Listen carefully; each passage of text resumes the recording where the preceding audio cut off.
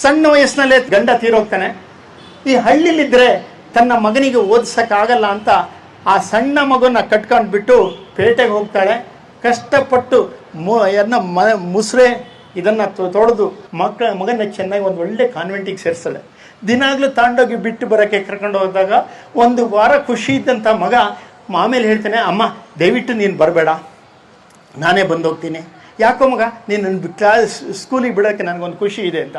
ಇಲ್ಲಮ್ಮ, ಎಲ್ಲ ನನ್ನ ಒಕ್ಕಣ್ಣವಳ ಮಗ ಅಂತಾರೆ, ಹಿಂಸೆ ಆಗುತ್ತೆ, ದಯವಿಟ್ಟು ಬರಬೇಡಿ ಅಮ್ಮ. ತನ್ನ ಮಗನಿಗೆ ಮುಜುಗರ ಆಗಬೇಕು ಅನ್ನೋದು ಆಗಬಾರ್ದು ಅಂತ ಎಷ್ಟು ಆಸೆ ಇದ್ದರೂ ಅವಳು ಇದು ಮದುವೆ ಇಟ್ಕೊಂಡು ಮಗನ ಬಿಡೋಕ್ಕೆ ಬರಲ್ಲ. ಮಗ ಚೆನ್ನಾಗಿ ಓದ್ತಾನೆ, ಒಳ್ಳೆ ಪದವೀಧರ ಆಗ್ತಾನೆ, ಹೆಚ್ಚು ಮಾರ್ಕ್ ತಗೊಂಡು ಒಳ್ಳೆ ಕೆಲಸ ಸಿಕ್ಕತ್ತೆ, ಒಳ್ಳೆ ಅಧಿಕಾರಿ. ಮನೆಗೆ ಬಂದರೆ ಇವಳು ಕಾಫಿ ಕೊಡೋಕ್ಕೆ ಬಂದರೆ ಅವಾಗ ಹೇಳ್ತೇನೆ, ಅಮ್ಮ ಕಾಫಿ ನೀನು ರೆಡಿ ಮಾಡಿಡು, ನಾನು ಕೊಡ್ತೀನಿ ಅಂತ. ಅವಾಗ ಇವಳಿಗೆ ಅನಿಸುತ್ತೆ, ಹೌದು ನನ್ನ ಒಕ್ಕಣ್ಣವಳು ಅಂತ, ಅವನಿಗೆ ಹಿಂಸೆ ಆಗಬಾರ್ದು ಅಂತ ಅಲ್ಲೇ ರೆಡಿ ಮಾಡಿರ್ತಾಳೆ. ಒಂದು ಒಳ್ಳೆ ಹೆಣ್ಣು ಜೊತೆ ಮದುವೆ ಆಗುತ್ತೆ, ಒಂದು ಸುಂದರವಾದ ಮೊಮ್ಮಗನೂ ಹುಟ್ಟುತ್ತಾನೆ. ಖುಷಿಯಾಗುತ್ತೆ, ನನ್ನ ಮೊಮ್ಮಗನ ಜೊತೆಗೆ ಆಡ್ತಾ ಕಳಿಬೋದು ಅಂತ. ಒಂದು 2-3 ದಿವಸಕ್ಕೆ ಮಗ ಹೇಳ್ತಾನೆ, ಅಮ್ಮ ನೀನು ಹಳ್ಳಿಗೆ ಹೋಗಿದ್ದು ಬಿಡು, ನಿನಗೆ ಬೇಕಾದ ದುಡ್ಡೆಲ್ಲ ಕಳಿಸ್ತೀನಿ ನಾನು ಅಂತ. ಆವಾಗ ಈಗ ಅನಿಸುತ್ತೆ, ಮೊಮ್ಮಗನ ಆಡಿಸ್ಬೇಕು ಅಂತ ಆಸೆ ಇದ್ದರು ತನ್ನ ಮಗನಿಗೆ ಮುಜುಗರ ಆದಂಗೆ ಮೊಮ್ಮಗನಿಗೆ ಆಗಬಾರ್ದು ಅಂತ ಉದ್ದೇಶಕ್ಕೆ ನನ್ನ ಮಗ ಊರಿಗೆ ಕಳಿಸ್ತಾ ಇದ್ದಾನೆ ಅಂತ. ಹೋಗಿ ಒಂದು 2 ವರ್ಷ ಆಗುತ್ತೇನಾ. ನಂತರ ಇವನಿಗೊಂದು ಸಂದೇಶ ಬರುತ್ತೆ, ನಿಮ್ಮ ಅಮ್ಮಂಗೆ ಸೀರಿಯಸ್ಸು ಬಂದು ನೋಡು. ಇವನಿಗೆ ರಜಾ ಸಿಕ್ಕಲ್ಲ, ಬರಲ್ಲ. ಆವಾಗ ರಜಾ ಸಿಕ್ಕಿಲ್ಲ ಅಂತ ಬರಲಿಲ್ಲ. ಇನ್ನೊಂದು 3 ದಿವಸಕ್ಕೆ ಬರುತ್ತೆ, ನಿನ್ನ ಅಮ್ಮ ತೀರೋಗಿದ್ದಾಳೆ, ಈಗಾದರೂ ಬಾ. ಅಮ್ಮ ತೀರೋದ್ಮೇಲೆ ಕೊನೆ ಮಾಡಬೇಕಲ್ಲ, ಸೀದಾ ಬರ್ತಾನೆ. ಬಂದಾಗ ಎಲ್ಲ ಊರಿನವರು ಬೈತಾರೆ. ಸಣ್ಣ ವಯಸ್ಸಿನಲ್ಲಿ ನಿನ್ನ ಅಪ್ಪ ತೀರೋದಾಗ ನಿನ್ನನ್ನು ಆ ಪೇಟೆಗೆ ಕರ್ಕೊಂಡೋಗಿ ಈ ಮಟ್ಟಕ್ಕೆ ಬೆಳೆಸಿದಂಥ ತಾಯಿ ನಿನ್ನನ್ನು ಕೊನೆಗೆ ನೋಡಬೇಕು ಅಂತ ಎಷ್ಟು ಹಪಾಪಿಸಿದ್ಲು, ದುಃಖಪಟ್ಟಳು. ಮೊಮ್ಮಗನ ನೋಡಬೇಕು ಅಂತ ಎಷ್ಟು ಆಸೆಯಿಂದ ಕೇಳ್ತಾ ಇದ್ಲು. ಆದರೂ ಬರಲಿಲ್ಲಲ್ಲಪ್ಪ, ನಿನ್ನಂಥ ಮೂರ್ಖ ಮಗ ಇದ್ರೇನು, ಏನೇ ಬಿಡು, ನೀನು ಮಾಡಿದ ಕರ್ಮಕ್ಕೆ ನೀನು ಹೋಗ್ತಿ. ಅವಳು ಒಂದು ಚೀಲ ಕೊಟ್ಟಿದ್ದಾಳೆ ನಿನಗೆ ಅಂತ ಕೊಡ್ತಾರೆ. ಚೀಲ ತೆಗೆದು ನೋಡ್ತಾನೆ, ಒಂದಷ್ಟು ದುಡ್ಡು ಇರುತ್ತೆ. ಆದರೆ ದುಡ್ಡಿನ ಅಗತ್ಯ ಇಲ್ಲ, ಯಾಕಂದ್ರೆ ದೊಡ್ಡ ಅಧಿಕಾರಿ. ಆದರೆ ಒಂದು ಲೆಟ್ರ್ ಇರುತ್ತೆ, ಅದು ಓದಬೇಕಾದ್ರೆ ಅವನಿಗೆ ದುಃಖ ತಡೆಯೋಕ್ಕಲ್ಲ, ಬಿದ್ದು ಅಳ್ತಾನೆ. ಏನು ಆ ಲೆಟ್ರಲ್ಲಿ ಇರುತ್ತೆ ಅಂದರೆ, ಮಗನೇ ನಿನ್ನನ್ನು ಕ್ಲಾಸಿಗೆ ಬಿಡಬೇಕಾದ್ರೆ ಒಕ್ಕಣ್ಣವಳು ಮಗ ಅಂಥೇಳಿ ನಿನಗೆ ನೋವಾಗ್ತದೆ, ಬೇಡ ಅಂತ ಹೇಳಿದಿಲ್ಲ.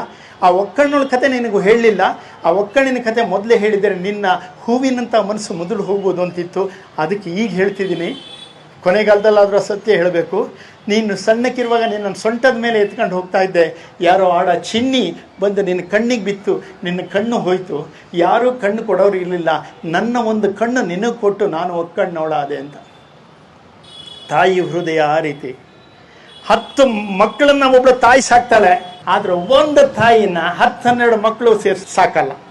ಇದಕ್ಕೊಂದು ದುರಂತ ಅಂದರೆ, ಒಬ್ಬ ಕರ್ನಲ್ ಹುದ್ದೆ, ಮಕ್ಕಳು ಇಬ್ಬರನ್ನು ಚೆನ್ನಾಗಿ ಓದಿಸ್ತಾನೆ, ಫಾರಿನಲ್ಲಿ ಇರ್ತಾರೆ. ವಯಸ್ಸಾದಾಗ ತಾಯಿ ಸತ್ತೋಗ್ತಾಳೆ. ಮಕ್ಕಳಿಗೆ ಹೇಳ್ಕೊಂಡಾಗ ಅಣ್ಣ ಬರ್ತಾನೆ. ತಮ್ಮ ಯಾಕೆ ಬರಲಿಲ್ಲ ಅಂದಾಗ ಅವನು ಹೇಳ್ತಾನೆ, ಅಣ್ಣ ಇಬ್ಬರು ಬಂದರೆ ಕಷ್ಟ ಆಗುತ್ತೆ, ಅವನಿಗೆ ಸಂಬಳ ಸಿಕ್ಕಿಲ್ಲ, ಇದು ರಜಾ ಸಿಕ್ಕಿಲ್ಲ. ಅವನು ಹೇಳ್ದ, ಅಮ್ಮ ಸತ್ತಾಗ ನೀನು ಹೋಗು, ಅಪ್ಪ ಸತ್ತಾಗ ನಾನು ಬರ್ತೀನಿ ಅಂತ ಹೇಳ್ದ. ನೆಕ್ಸ್ಟು ಮುಂದಿನಕ್ಕೆ ಅವ ಬರ್ತಾನೆ ಅಂತ. ಅಪ್ಪ ಏನೂ ಮಾತಾಡಲಿಲ್ಲ, ಸೀದಾ ಒಳಗೋದ್ರು. ಒಂದು 3 ನಿಮಿಷಕ್ಕೆ ಪಿಸ್ತೂಲಿನ ಸೌಂಡ್ ಕೇಳ್ತು. ಹೋಗಿ ನೋಡ್ತಾನೆ, ಪಿಸ್ತೂಲ್ ಹೊಡ್ಕೊಂಡು ಸತ್ತಿದ್ರು. ಆದರೆ ಒಂದು ಲೆಟ್ರ್ ಬರೆದಿಟ್ಟು ಸತ್ತಿದ್ರು. ಮಕ್ಕಳ, ನಿಮ್ಮನ್ನು ಇಷ್ಟು ಬೆಳೆಸೋದು, ಇಷ್ಟು ಓದಿಸಿದೆ, ಫಾರಿನ್ನಿಗೆ ಹೋಗುವಾಗಲೂ ನಾನು ಬೇಡ ಅನ್ನಲಿಲ್ಲ, ಯಾಕಂದ್ರೆ ನಿಮ್ಮ ಆಸೆಗೆ ಅಡ್ಡ ಬರಬಾರ್ದು ಅಂತ. ಆದರೆ ಕೊನೆಗಾಲಕ್ಕೆ ನಿಮ್ಮನ್ನು ನಿಮ್ಮ ಮೊಮ್ಮಕ್ಕಳ ಜೊತೆಗೆ ನಾವು ಇರಬೇಕು ಅಂತ ಆಸೆ ಇತ್ತು. ನಿಮ್ಮ ದುಡ್ಡು ಬೇಡ, ನಾನೇ ದುಡ್ಡು ಕೊಡ್ತೀನಿ, ಆದರೂ ಬರೋಕ್ಕಾಗಲ್ಲ ಅಂತ ಹೇಳಿದ್ರು. ನಾನು ಸತ್ತ ಮೇಲೆ ನಿನ್ನ ತಮ್ಮ ಬರೋದು ಬೇಡ, ಹೇಗೋ ಬಂದಿದ್ದಿ, ಇಬ್ಬರು ಕೆಲಸನ ಮುಗಿಸಿ ಹೋಗ್ಬಿಡು ನೀನು ಅಂತ. ಇಂಥ ಮಕ್ಕಳು ಯಾಕೆ ಬೇಕು? ನಿಜವಾಗೂ ನಾವೆಲ್ಲ ವಿದ್ಯಾವಂತರು ಅನ್ನೋಕ್ಕೆ ನಾಚಿಕೆ ಆಗತ್ತೆ ನಮಗೆ. ನೀವು ನಾನು ಸುಮಾರಷ್ಟು ಎಲ್ಲಿ ಹೋದರೂ ವೃದ್ಧಾಶ್ರಮ, ಅನಾಥಾಶ್ರಮಕ್ಕೆ ಹೋಗ್ತೀನಿ. ಆ ವೃದ್ಧಾಶ್ರಮ, ಅನಾಥಾಶ್ರಮದಲ್ಲಿ ಮಿನಿಸ್ಟ್ರು, IAS IPS ಆಫೀಸರ ಅಪ್ಪ ಅಮ್ಮ ಸಿಗ್ತಾರೆ. ಡಾಕ್ಟ್ರು, ಇಂಜಿನಿಯರು, ದೊಡ್ಡ ರಿಯಲ್ ಎಸ್ಟೇಟು ವ್ಯಾಪಾರಿಗಳು ಅಪ್ಪ ಅಮ್ಮ ಸಿಗ್ತಾರೆ. ಆದರೆ ನಾನು ನೋಡಿದಂಥ ಅನಾಥಾಶ್ರಮ, ವೃದ್ಧಾಶ್ರಮದಲ್ಲಿ ಒಬ್ಬ ಆಟೋ ಡ್ರೈವರ್ ಅಪ್ಪ ಅಮ್ಮ ಸಿಕ್ಕಿಲ್ಲ, ಒಬ್ಬ ರೈತನ ಅಪ್ಪ ಅಮ್ಮ ಸಿಕ್ಕಿಲ್ಲ, ಒಬ್ಬ ಕೂಲಿಯವನ ಅಪ್ಪ ಅಮ್ಮ ಸಿಕ್ಕಿಲ್ಲ. ನಿಜವಾದ ವಿದ್ಯಾವಂತರು ಯಾರು? ನನ್ನ ತಮ್ಮಂದ್ರೆ ತೆಂಗಂದ್ರ. ಈ ಒಂದು ಮಾತು ಹೇಳೋದಕ್ಕೆ ನಾನು ತುಮಕೂರಿಂದ ಓಡೋಡಿ ಬಂದೆ. ಯಾಕಂದ್ರೆ ನಾನು ಸತ್ತ ಮೇಲೆ ನನ್ನ ವಿಚಾರ ನನ್ನ ಸಮಾಧಿಗೆ ಹಾಗೆ ಹೋಗಬಾರ್ದು, ನಿಮ್ಮಲ್ಲಿ ಪ್ರಜ್ವಲಿಸಬೇಕು.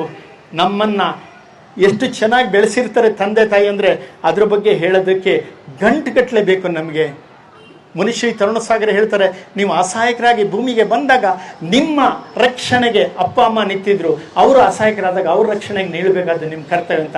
ತಮ್ಮಂದ್ರ ತಂಗಿಯಂದ್ರ ಹೃದಯಪೂರ್ವಕವಾಗಿ ಹೇಳಿದ್ದೀನಿ, ಖಂಡಿತ ತಂದೆ ತಾಯಿಯ ಕಣ್ಣಲ್ಲಿ ನೀರು ಬರೆಸುವಂಥ ಮಕ್ಕಳಾಗಬೇಡಿ. ಆ ಕೆಲಸಕ್ಕೆ ಪ್ರೇರಣೆ ಆಗಿ ನಿಂತಾರೆ ಅಹಲ್ಯಾಬಾಯಿ. ಗಂಡ ಕಳ್ಕೊಂಡಾಗ ತನ್ನ ಇಡೀ ಜೀವನ ಹೋಯಿತು ಅಂತ ಮೂಲೆಗೆ ಹೋಗಬಾರ್ದು ಅಂತ ಸ್ತ್ರೀಯರನ್ನ ಸಬಲೀಕರಣ ಮಾಡಿದ್ರು. ಹಾಗೆ ನಮ್ಮ ದೇಶ ಬಹಳಷ್ಟು ದುಸ್ಥಿತಿಯಲ್ಲಿದೆ.